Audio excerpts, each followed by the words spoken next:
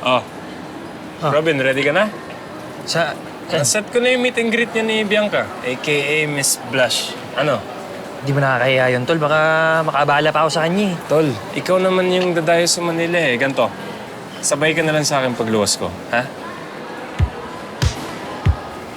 Sus, kunwari ka pa. Di pa lagi mo pinapanood sa Taratok si Miss Blush? Eh, boss, hindi naman sa pag-aano, ah. Hindi ba suntok sa buwan yan? Ayaw mo ba yun nandyan lang sa tabi-tabi? Hindi naman ako nag-i-expect. Pa-picture siguro. Eh, ikaw, Aljon. Baka gusto mo sumama para ma-meet mo si Bianca. Pwede? Oo, ba't naman hindi? Tara! Sige, Why not?